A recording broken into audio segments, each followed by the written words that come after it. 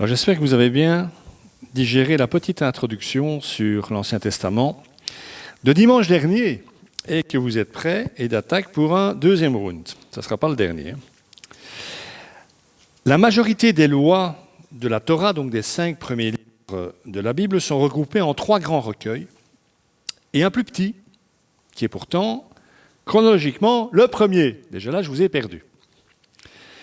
C'est ce qu'on appelle le Décalogue, ou les 10 paroles de vie, ou encore, plutôt du côté occidental de l'Église, les 10 commandements que l'on retrouve dans le livre de l'Exode au chapitre 20.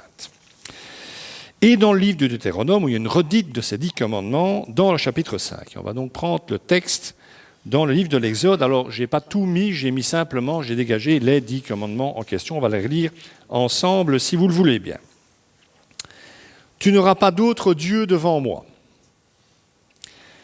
Tu n'utiliseras pas le nom de l'Éternel ton Dieu à la légère, car l'Éternel ne laissera pas impuni celui qui utilisera son nom à la légère. Souviens-toi de faire du jour du repos, en ce qui nous concerne le dimanche, un jour saint. Honore ton père et ta mère afin de vivre longtemps dans le pays que l'Éternel ton Dieu te donne. Tu ne commettras pas de meurtre, tu ne commettras pas d'adultère, tu ne commettras pas de vol, tu ne porteras pas de faux témoignages contre ton prochain. Tu ne convoiteras pas la maison de ton prochain. Tu ne convoiteras pas la femme de ton prochain, ni son esclave, ni sa servante, ni son bœuf, ni son âne, ni quoi que ce soit qui lui appartienne. J'ai envie de dire déjà à première lecture, si tout le monde arrive à faire ça, la vie sur cette planète serait un peu plus facile. Alors on considère, puisque le texte biblique le dit, que ces 10 paroles furent gravées sur des tables de pierre par Dieu lui-même, puis données à Israël par l'intermédiaire de Moïse. Ceux qui ont déjà vu le film des 10 commandements avec Charlton Heston se rappellent de ça. À part ça, sortez-vous votre tête quand même ces références-là. Bon, Moïse n'avait pas la tête de Charlton Heston. Ce qui manifeste de manière très subtile, puisqu'on parle de graver dans la pierre, que ces 10 paroles, c'est ça que ça veut dire, ont un caractère définitif. Ce que l'on grave dans la pierre est supposé tenir dans le temps. On peut parfois faire référence à la loi donnée par Dieu, comme étant celle de Moïse. On parle de la loi de Moïse, en ce qu'il a servi d'intermédiaire entre Dieu et le peuple d'Israël. Mais par contre, on ne parle jamais des 10 paroles ou commandements comme étant ceux de Moïse, mais bien de Dieu. La preuve, c'est qu'après avoir rappelé les 10 paroles au peuple dans le livre du Deutéronome, juste avant que le peuple d'Israël ne rentre en terre promise sans Moïse, il est dit, et je prends ce texte qui n'est pas là, « Telles sont les paroles que l'Éternel a prononcées à haute voix sur la montagne, du milieu du feu, des nuées et de l'obscurité, et qu'il a adressées à toute votre assemblée sans rien ajouter. Il les a écrites sur 2 tables de pierre qu'il m'a donné. » C'est un rappel que Moïse, à la fin de sa vie, fait à ceux qui ont survécu au désert pendant 40 ans.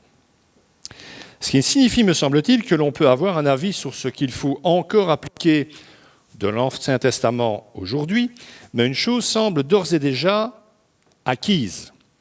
C'est que les 10 paroles prononcées par Dieu au Sinaï sont définitives et donc encore et toujours d'application.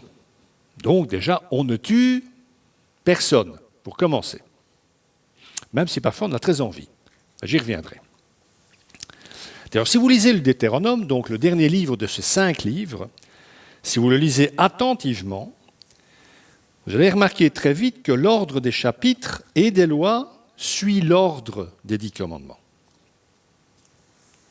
Alors, je l'ai dit la semaine passée, j'ai fait allusion, les États-Unis, par exemple, appliquent encore dans certains États la peine de mort en s'appuyant sur des textes du Deutéronome.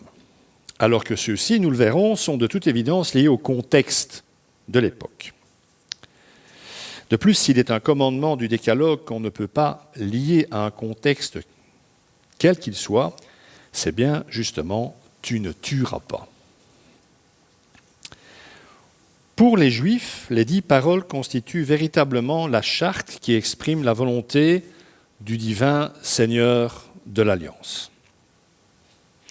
Cela étant dit, il est une chose que nous devons bien comprendre avant d'aller plus avant, c'est que la vie de l'homme doit se soumettre à la loi de Dieu, non seulement dans l'honnêteté de la conduite extérieure, ça doit se voir, que l'on respecte ce que Dieu dit, mais aussi dans la justice de l'attitude intérieure. Et c'est là, à mon avis, en tout cas pour moi, que ça se complique. Je ne sais même pas le dire, pour vous dire que c'est compliqué. Donc intérieurement, c'est plus compliqué. Vous savez comme moi que nos magistrats en Belgique, lorsqu'ils jugent une personne, ne considèrent que l'honnêteté extérieure. Pour le dire autrement, la loi n'est pas violée si l'acte n'est pas commis. Vous n'êtes jamais en prison pour quelque chose que vous n'avez pas fait. D'accord ? Quoique, ça peut arriver. Hein. Mais Dieu, pour qui rien n'est caché et qui regarde à la pureté du cœur plutôt qu'aux apparences, lorsqu'il interdit par exemple l'adultère, le meurtre et le vol, interdit du même coup la concupiscence, la haine, la convoitise, la tromperie et tout ce qui va avec. Ça, c'est déjà beaucoup plus embêtant. Dieu considère en fait tout simplement le corps, mais aussi le cœur, ou l'âme, si vous préférez. Parce que dans l'hébreu, les deux termes sont interchangeables. Or, pour l'âme, la colère et la haine équivalent au meurtre, la convoitise au vol, et dans cette optique, la concupiscence équivaut à commettre un adultère. Donc, en pratique, lorsqu'on stigmatise à l'extrême, dans l'Église en particulier, certains types de comportements extérieurs, comme par exemple l'adultère, et ça reste grave, donc comme étant parfois un point de non-retour pour ceux qui le commettent, on met uniquement l'emphase sur la pratique du corps, en oubliant au passage que ceux parfois qui jugent très sévèrement ces pratiques commettent parfois la même chose dans le secret de leur cœur. Les lois humaines sont satisfaites s'il n'y a pas de transgression extérieure. Mais la loi de Dieu, elle, s'adressant à nos cœurs, à nos âmes, n'est respectée que si nos âmes, d'abord, lui sont soumises. En attribuant ce sens à la loi de Moïse, nous ne faisons que suivre le Christ, qui est le meilleur interprète. Je vais prendre ce texte que l'on connaît tous, je pense, dans l'Évangile de Matthieu, dans le Sermon sur la montagne. Donc, en fait, Jésus va livrer une actualisation de ce que Dieu dit dans l'Ancien Testament. Vous avez appris qu'il a été dit aux anciens, « Tu ne commettras pas de meurtre ». Donc, il cite le Décalogue. Celui qui commet un meurtre mérite de passer en jugement. On comprend bien pourquoi. Mais moi, je vous dis, tout homme qui se met sans raison en colère contre son frère mérite de passer en jugement. Celui qui traite son frère d'imbécile ou de raca, c'est de l'araméen, mais vous ne savez pas prononcer ce mot à la façon araméenne sans cracher sur l'autre. Hein. Ça tient à ça aussi. Hein. Donc, celui qui traite son frère d'imbécile mérite d'être puni par le tribunal, et celui qui le traite de fou mérite d'être puni par le feu de l'enfer, ou dans le texte grec, par le feu de la géhenne. Donc, vous savez, c'était le dépotoir où on brûlait les détritus aux alentours de Jérusalem. Vous avez appris qu'il a été dit « Tu ne commettras pas d'adultère », mais moi je vous dis, tout homme qui regarde une femme pour la convoiter a déjà commis un adultère avec elle dans son cœur. Ce que Jésus nous dit, c'est que sans le faire spécialement, nous sommes tous adultères, en fait, potentiellement. Donc, pour Jésus, un regard impudique sur une femme est un adultère. Haïr son frère, lui en vouloir, avoir de la rancœur, de l'agressivité intérieure vis-à-vis de lui, est un homicide. Un cœur colérique, dit-il, est passible de jugement. Il considère même ceux qui murmurent comme passibles du Sanhédrin, donc le Conseil supérieur de la nation juive. Et il voue aux pleurs et aux lamentations ceux qui manifestent ouvertement leur malveillance. Nous possédons avec cet enseignement sur la montagne l'interprétation juste des 10 commandements. Ils sont donnés pour une raison bien précise. C'est ce que notre Seigneur cherche en les donnant. C'est que nous puissions discerner, bon, ce n'est pas facile, hein, mais que nous puissions discerner avec lucidité, honnêteté et profondeur notre incapacité de plaire à Dieu par notre attitude aussi bien extérieure qu'intérieure. Notre Seigneur nous tend un miroir afin que nous prenions conscience de notre faiblesse, de notre état d'être humain privé de la grâce et de l'amour de Dieu. Et même en ayant connaissance de cette grâce, je parle pour les chrétiens, en ayant reçu le don du Saint-Esprit pour nous permettre de suivre les paroles de vie données par notre Père, nous en sommes, nous aussi, la plupart du temps, incapables. Le grand apôtre Paul dira lui-même « Qui me délivrera de ce corps de mort ?» Parce que Paul était conscient, comme nous le sommes, que ses meilleures intentions se heurtaient à la réalité de sa nature humaine non encore régénérée. Je rappelle que nous ne sommes parfaits qu'en espérance. Nous le serons un jour, mais pour l'instant, nous sommes en chemin, mais on n'y est pas encore. En tout cas, vous peut-être, moi, certainement pas. Le deuxième livre de loi de l'Ancien Testament, c'est le livre de l'Alliance, que l'on trouve justement juste après les 10 commandements. On va prendre ce texte dans l'Exode, en Exode 24, verset 7. Moïse prit le livre de l'Alliance et le lut en présence du peuple. Ils dirent, il faut être courageux pour le dire, hein, ils dirent, nous ferons tout ce que l'Éternel a dit. Nous y obéirons. Okay. Je suppose qu'il fallait dire quelque chose. Hein. Ils n'avaient pas dire, nous on s'en fout. Ce que tu dis, hein. Je comprends que vu ce qui se passait, ils ont dit, oui, on va obéir, quoi. Bon, oui. Alors ce nom de livre de l'Alliance a été attribué à la suite de la réponse qu'Israël a donnée à Dieu. Nous obéirons. Ça, c'est leur partie de l'Alliance. Obéir. Et qui constitue donc la base de l'Alliance entre celui-ci et son peuple. Dieu donne le livre de l'Alliance, et avec ce don, Israël, ça c'est sa part du boulot, dit « Nous allons obéir à ce que tu nous donnes ». En tout cas, c'est la théorie. Le troisième livre des lois que je vous engage vraiment à lire cette semaine, c'est le Lévitique. C'est magnifique le Lévitique, hein. Vraiment. Hein. Alors vous le savez, le nom Lévitique vient de la tribu de Lévi, une des tribus d'Israël, que Dieu a désigné comme responsable de l'activité cultuelle. Donc les prêtres sortaient de cette tribu-là, uniquement de cette tribu-là. Je rappelle que, moi je trouve cette phrase extraordinaire, quand, après la conquête de la terre promise, on divise le territoire, donc la terre promise, entre toutes les tribus d'Israël, la tribu de Lévi ne reçoit pas de terre. Parce que c'est Dieu qui est votre héritage. Wow, ça c'est incroyable ça. Les autres, ils reçoivent un lopin de terre avec des herbes, des rois. Et Lévi dit, non, vous n'aurez rien, parce que votre héritage à vous, c'est Dieu lui-même. Ah, c'est magnifique, hein. Nous sommes tous lévites dans ce sens-là aujourd'hui. Hein. Nous sommes tous prêtres, hein. Je rappelle quand même. Alors le mot-clé du Lévitique, c'est le mot sainteté. Un mot qui est souvent traduit par mis à part pour le service de Dieu, etc. En fait, service, et c'est aussi Jésus qui l'expliquera plus tard, qui consiste en fait à aimer son prochain et Dieu, et que donc on ne peut pas devenir un saint dans les faits si on n'aime pas Dieu et son prochain. N'importe quel prochain. Votre prochain, vous ne le choisissez pas. C'est Dieu qui le choisit pour vous. Même vos voisins, surtout quand ils sont pénibles. Et en fait, le quatrième recueil, c'est, j'y ai fait allusion, le Deutéronome. Ce mot vient d'un mot composé grec qui signifie seconde loi, et d'un mot hébreu qui signifie, lui, copie de la loi. Donc la loi, on peut se demander, dans le Deutéronome, est-ce qu'elle serait différente que dans l'Exode? Pas du tout.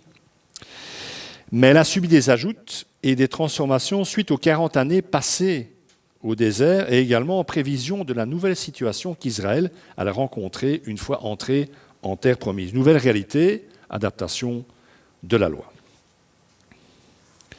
Ce livre, le Deutéronome, est donc un livre de frontières, en quelque sorte, d'un point de vue historique et géographique, et il place surtout le peuple juif à la frontière d'un choix. Il n'est pas que géographique, ils vont passer d'un territoire à l'autre. Il est aussi limitrophe d'un choix qu'ils vont devoir faire individuellement et en tant que nation. Aller ou non de l'avant avec Dieu dans la foi et l'obéissance, ce qu'ils se sont engagés à faire, demeurer ou non fidèles au Seigneur, le Dieu vivant et unique. C'est un résumé de cette autre parole de l'Ancien Testament où Dieu dit « Je place devant toi la mort et la vie, choisis la vie. » Suis-moi si tu veux rester en vie, en fait. Et ce livre tout entier, pour ceux qui l'ont lu, le Deutéronome, a d'ailleurs la forme d'un renouvellement de l'alliance avec cette nouvelle génération qui n'a pas connu les plaies en Égypte, mais qui n'a pas participé non plus au péché des anciens qui sont décédés dans le désert. La toute première chose qu'il faut sans doute redire, c'est que la priorité des priorités de la loi de Dieu, c'est l'être humain. C'est la vie humaine. Elle est donc prioritaire par rapport aux biens, aux possessions et à la priorité. Alors vous allez me dire, ouais, c'est un peu normal. Dans la société occidentale, moi je ne suis pas vraiment persuadé que ce soit l'être humain qui passe en premier. J'ai un petit doute, me semble-t-il.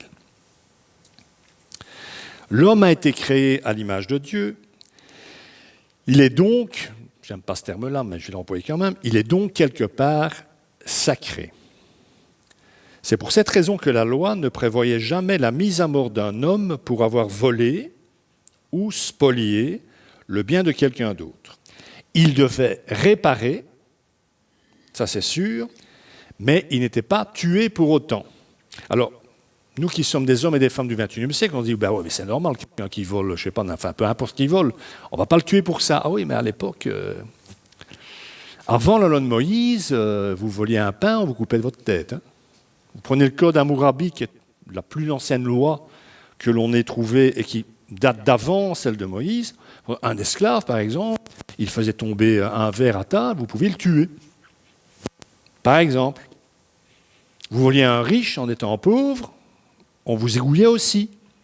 Donc cette évidence que c'est parce qu'on vole qu'on va tuer quelqu'un, ça n'est qu'une évidence qu'à partir du moment où Dieu s'exprime par rapport à ces choses. Rappelez-vous, lorsque Nathan, le prophète, se rend chez le roi David pour lui raconter sa petite histoire concernant un gros propriétaire ayant volé la pauvre et unique petite brebis d'un malheureux. Parce que simplement Dieu a prévenu le prophète que David avait couché avec la femme d'Uri, un de ses soldats, alors qu'il pouvait se taper toutes les femmes qu'il voulait. Il va se prendre une femme qui est déjà mariée. Et Nathan va lui raconter cette histoire. La réaction de David est intéressante. Il se met en colère. Il dit, cet homme-là mérite la mort. Eh bien non, David. Si ce vol si cette histoire était réelle, c'est une métaphore, mais si ce vol avait été commis, si quelqu'un avait volé la brebis de quelqu'un, il ne méritait pas la mort pour ça. Il aurait dû restituer 4 brebis. Deutéronome. Vous voliez un sac de grains, vous en deviez 4. Pour que vous sentiez vraiment que ça n'était pas rien que de commettre un vol. Rappelez-vous, notre ami Zachée, rappelez Zachée, le chef des collecteurs d'impôts de la ville de Jéricho. Il est tout petit apparemment, il monte dans un sycomore. Je regarde Geoffrey parce qu'à une époque, quand on faisait du théâtre, c'est lui qui introduisait ça. Donc un sycomore, personne ne sait ce que c'est, mais peu importe, c'est un arbre. Donc il monte dedans pour voir Jésus arriver. Jésus dit, mais descends, Zachée, aujourd'hui, je mange chez toi. Et quand il ressort de ce souper, il est de toute évidence transformé. Et voilà ce qu'il dit. On prend le texte dans Luc. Mais Zachée, se tenant devant le Seigneur, lui dit, « Seigneur, je donne aux pauvres la moitié de mes biens, et si j'ai causé du tort à quelqu'un, je lui rends le quadruple. » En ce qui concerne la réparation pour vol prévue par la loi, Zachée la connaît bien, cette loi, et l'applique de lui-même, sans que Jésus lui dise quoi que ce soit. Il va donc rendre 4 fois ce qu'il a volé. C'est ce que dit la loi. Mais, parce qu'il y a un mais, il est aussi un homme nouveau, régi non plus par la loi, mais par la grâce du royaume. Et c'est ce qui va lui faire donner la moitié de ses biens aux pauvres. Ça, la loi ne l'impose pas.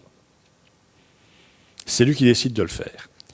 C'est un bel exemple pour ceux qui pensent que l'Évangile a moins d'exigences que la loi de Moïse. Ce n'est pas vrai. L'Évangile est bien plus exigeant que la loi de Moïse.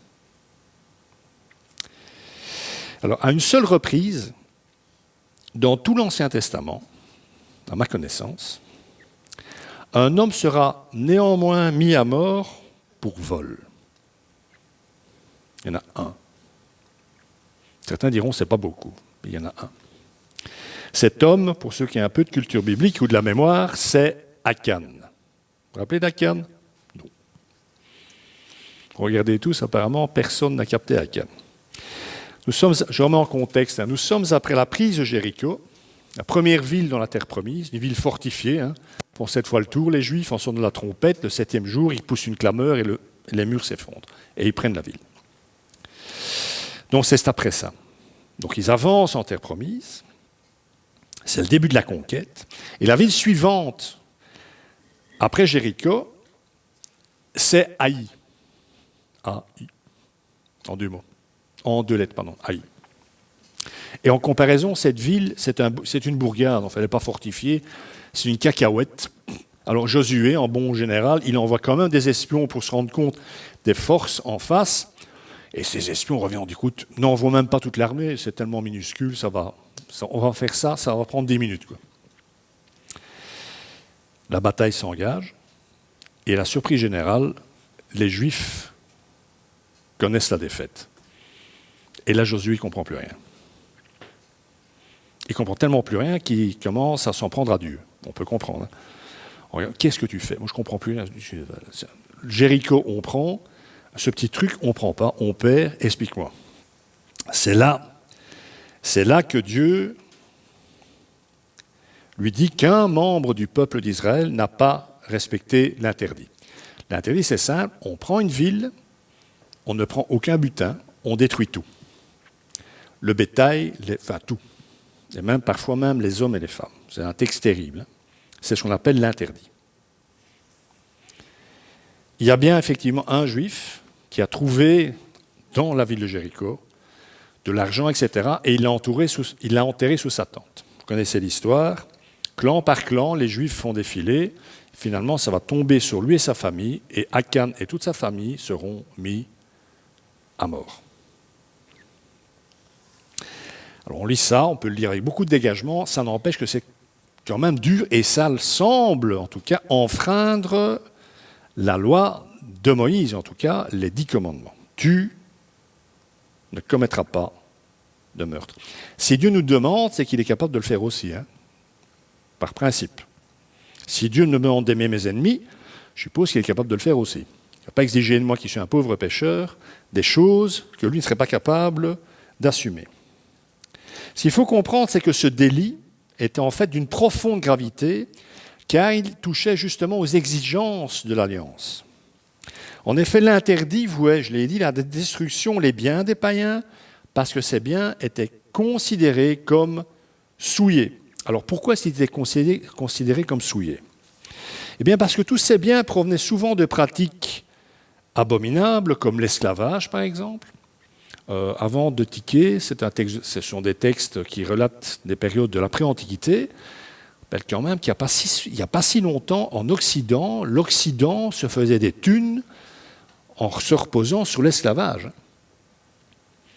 Souvent, je sais bien, certains opposants au christianisme ont dit, mais enfin, même dans l'Antiquité, pourquoi est-ce qu'aucun apôtre dans les textes du Nouveau Testament ne se sont levés contre l'esclavage? 80%. Toute l'économie d'Antiquité reposait sur l'esclavage. Ce n'est pas une excuse.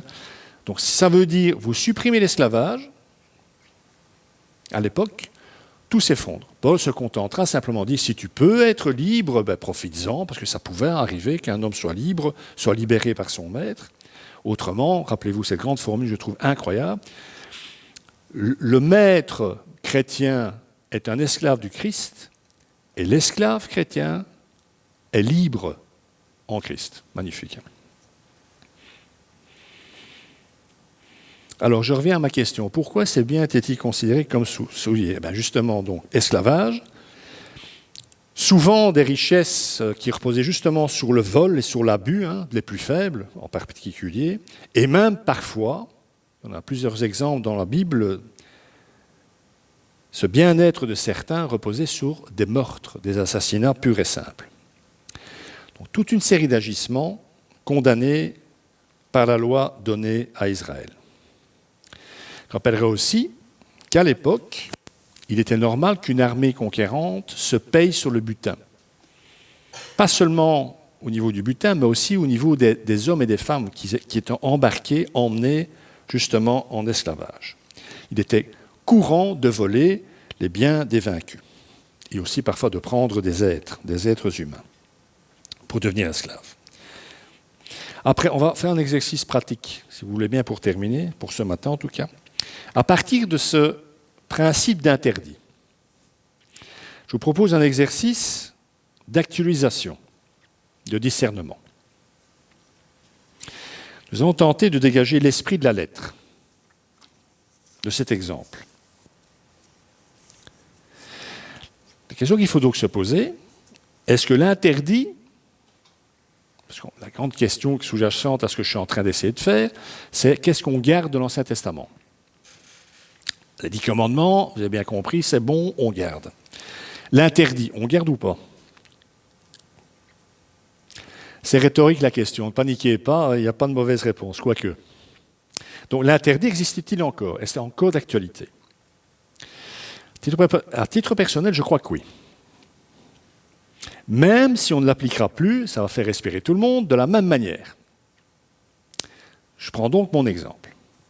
Il vaut ce qu'il vaut. Un proxénète,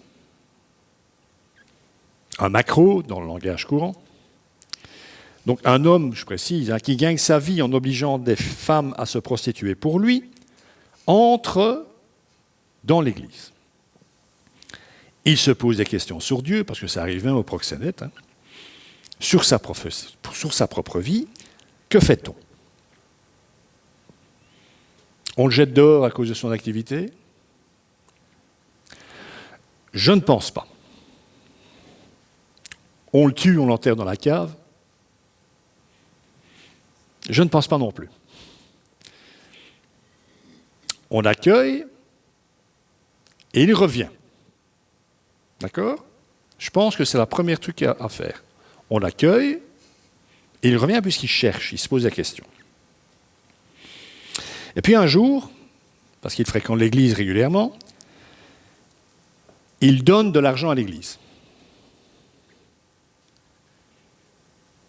Mais, mes amis, cet argent, on en connaît l'origine. C'est parce qu'il met des femmes sur le trottoir. Allons-nous accepter cet argent? À ma connaissance, la réponse est non. Pourquoi?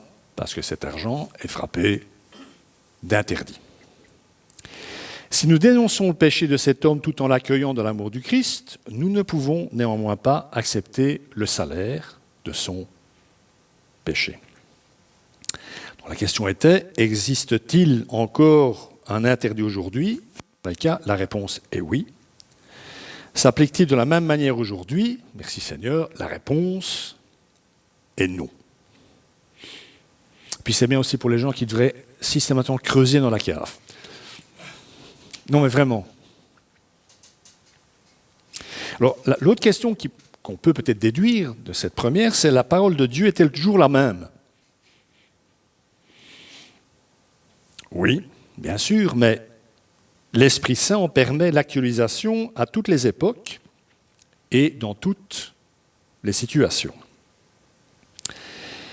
C'est d'ailleurs l'Esprit Saint qui nous permet de dégager l'esprit de la lettre, car pour terminer, je recite l'apôtre Paul, « Car la lettre tue, mais l'esprit vivifie. » Que le Seigneur bénisse sa parole et qu'il vous bénisse. Amen.